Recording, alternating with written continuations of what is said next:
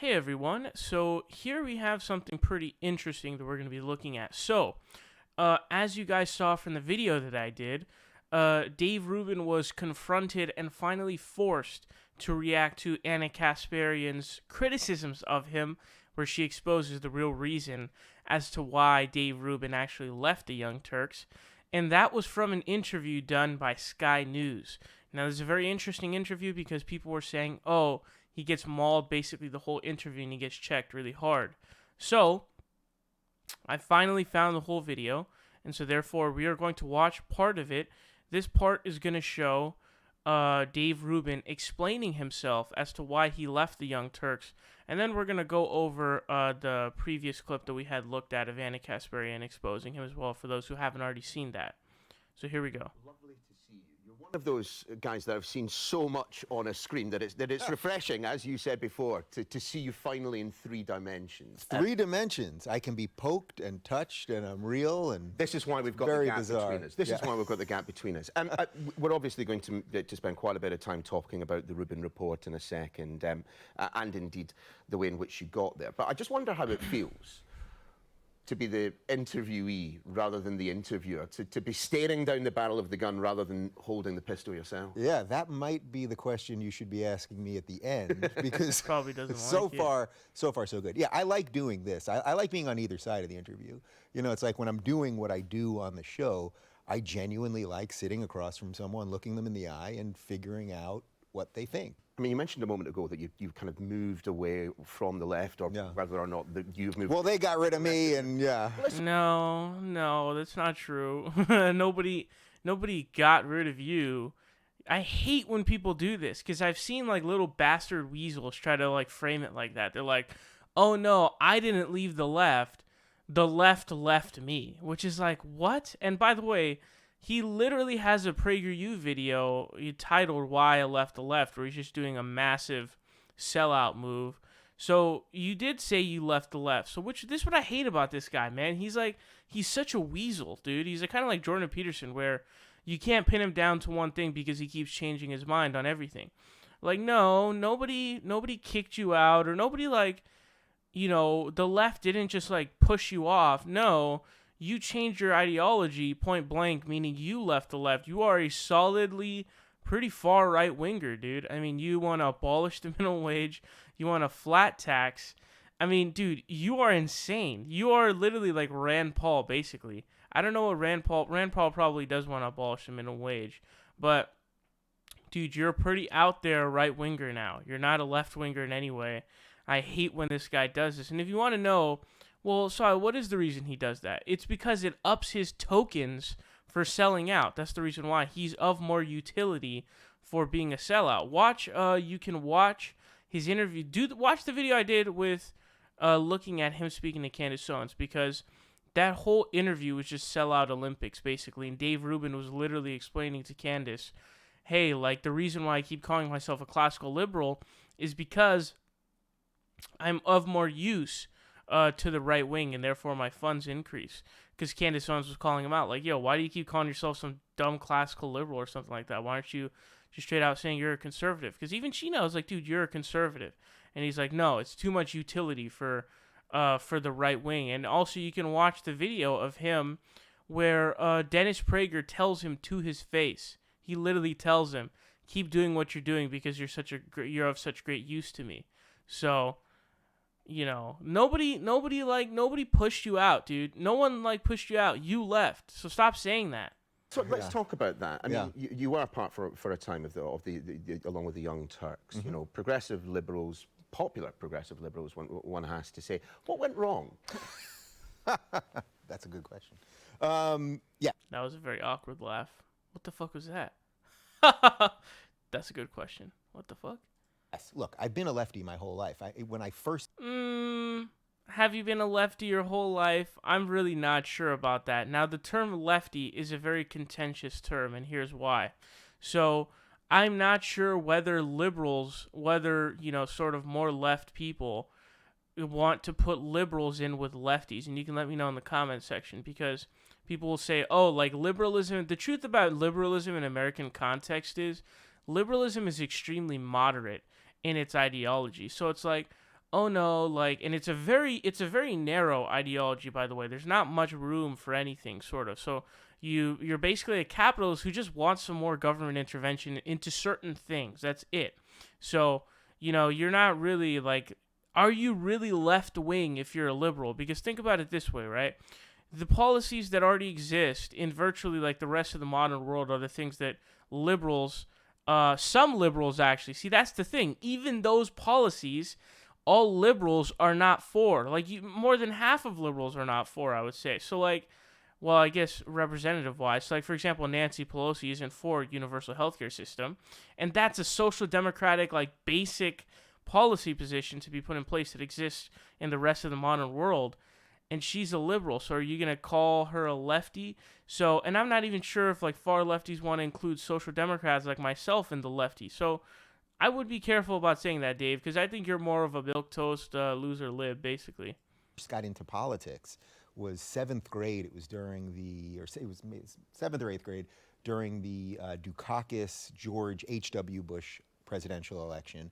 And we were running a mock campaign in my social studies class, and I was working for the Dukakis campaign. He was the liberal, he was the Democrat. And it was so obvious to me that liberals and Democrats were the good guys. They cared about poor people, they cared about minorities. These were the good guys. Republicans or conservatives were cold, and they only cared about money and taxes, and they didn't. All of that is still true. What's hilarious is Dave Rubin has morphed into the Republican that he's describing right now. Because what does Dave Rubin always talk about? He always talks about taxes, everything for him. Remember, cash rules everything around me. Everything for Dave Rubin is in digits. It's all in green bills. It's all about the money for Dave Rubin. So, ironically, I mean, he's perfectly describing it. He's perfectly describing the dichotomy here. I mean, it's true. Republicans really don't give a fuck about children or poverty or anything like that. They really just care about fattening their pockets. I mean, that's literally all they care about. Point blank. That's it. I mean, it's true. I mean, thank you for describing it and telling us why you're that way. Care about minorities or anything like that. Don't care about that either. So my whole life, I mean, I voted for Obama twice. I was on the Young Turks, a pretty far left progressive network. Okay. The Young Turks, far left progressive network. This is the bubble that Dave Rubin exists in, okay? Where the Young Turks is far left to him. Now, he doesn't understand basic political theory. He doesn't know anything about, like, actual political theory. Here's my thing is, like, if the Young Turks were to be far left, where would you put anything to the left of that? There's so much ideology that exists to the left of social democracy. And really, when you think about it, it's really very basic stuff that you're talking about with that the Young Turks support. So whether it be universal healthcare, free college education, whatever, right? All those policies are all, norms in the rest of the modern world. So how are they far left? Like, no, they're not far left. They're just like normal people. You guys are the crazy loonies who want to get rid of abolish the minimum wage and to, in place a flat tax and all these different kinds of things. No, like, it's like, and privatize the healthcare system. No, they're not far left. You're far right. And obviously they're not far left because there's so much ideology to the left of them. Where would you put any Marxist of any kind? Where would you put any anarcho-syndicalist, any anarcho-communist, any of those kinds of things, right? Any anarchist, period. Where the fuck do you place them? Are they, like, very, very far left or something? Like, no, they're not far left. You're just a lunatic who has no idea what the fuck you're talking about. Let's put it that way. I mean, you really don't know what you're talking about. I was part of that thing. And So what changed your mind? I mean, there were a couple moments. There were at least a train can't be right. So there he explains that basically all they would do is they would just call everyone a phobe of some sort, and that's the reason why he left. It's the little thing that he tries to make a spiel about them not making intellectual arguments or something like that, because we all know Dave Rubin, he's the one who has the truly intellectual arguments. Like Yelp reviews are enough regulation. We don't need government regulation. Yelp is enough. That's the intelligent ideas we have from Dave Rubin. even though I was surrounded by a lot of people saying that, I thought, this can't be right. There have to be people on the other side of this argument who have good intentions, who are not the worst of the worst people. So that A lot of them are pretty like crappy people, by the way, and you know that because of the people Dave Rubin associates himself with. So like Ben Shapiro, by the way, he's got a scary past when it comes to bigoted comments, whether it be his comment about Palestinians, whether it be his comment about, he said something like, if you have an EBT card and have the brim of your hat straight, like you're probably a failure in life. And he made fun of the names of T.I.'s kids. It's just, he's got a pretty scary past on those kinds of issues. And we all know his position on Dave's wedding and his marriage. So, they are pretty bad, to be honest with you. They're pretty bad, not going to lie. And a lot of the representatives in the Republican Party are also pretty bad. So, remember, I believe it was Mark Meadows, if I'm not mistaken. But it was the representative that Rashida Tlaib got into a back and forth with during the hearings for Michael Cohen, I believe it was. And they had looked back at Mark Meadows because he was like, his defense was like, oh no, I have a black nephew or something like that. And then people went back and looked at his old campaign speech, and he's like, we're going to send Obama back to Kenya. So a lot of these people do have underlying bigoted ideologies, and he knows this firsthand because one of his people who he would consider his good friend, won't even go to his anniversary. So he knows this firsthand. He knows about the fact that they won't attend, like Ben Shapiro won't attend his anniversary.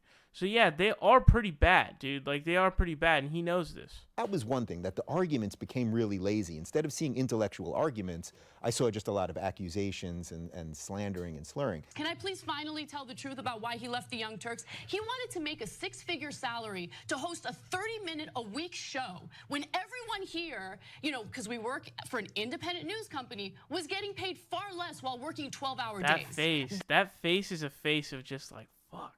She's right. That's why Dave Rubin left the company. And now all of a sudden he's getting funded by the Koch brothers, and all of a sudden his opinions are very different. He has no political identity. He is not an honest actor. He is not an intellectual. He is a fraud. That's who Dave Rubin is. Damn. I wish I knew how she really felt. Boy, that's... But no, quite where to begin. Fraud, lazy, avaricious, immoral, you wanted more money. First off, I never asked for. It's so silly to even, unfortunately, to have to talk about these little nonsensical things because I like talking about ideas, not about people. Interesting. So he says this, right? And his response is, and I pulled up a few examples for the purposes of this video. What he's trying to say is like, oh no, man, they're just trying to smear. You know what I mean? They're not talking about my ideas and the positions I hold. They're doing the thing where you basically smear the person and then you don't talk about any ideas.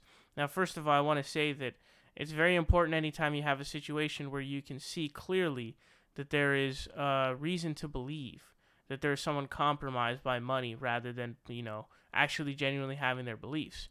But for the purposes of the video, I just picked up a couple of examples. Here we go.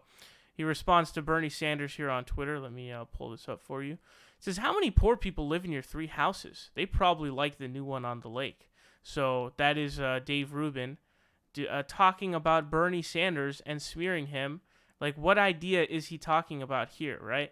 Like, which idea of Bernie Sanders is he talking about here by saying your 3 houses? That's a smear. Same thing here. He says, also, which of his 3 houses did he send that tweet from? Again, talking about Bernie Sanders and Bernie Sanders trying to smear him, trying to do a character assassination of Bernie Sanders so that you stop talking about the issues. Dave Rubin's not talking here about, he's not rebutting universal health care, he's not rebutting free college education, he's not rebutting anything. What he's doing here is exactly what he described a second ago. So what he just does is whenever it suits him, and this is probably the most ironic one. This one, this is back when that Data Society graph was posted. I had done a video about this whole thing. He says, of course, any representative from Data Society, including the author Becca Liu, is welcome on my show. She can also bring George Soros or anyone from Open Society, which appears to have funded the study. So, Not only is he directly talking about people here, talking about George Soros and open society, just directly. He's obviously also trying to smear this graph, and he's saying it's funded by George Soros, which is obviously hyperly ironic because this guy's a sellout to the Koch brothers. So when he tells you something like, "Oh no, bro, I just like talking about ideas, bro," like, no, you do this all the time, literally all the time. Those are just 3 examples that I pulled up. That's what you do literally all the time. So this guy is an intellectual fraud, obviously, as you guys know. But let me know your thoughts on his rationale as to leaving the Young Turks down below.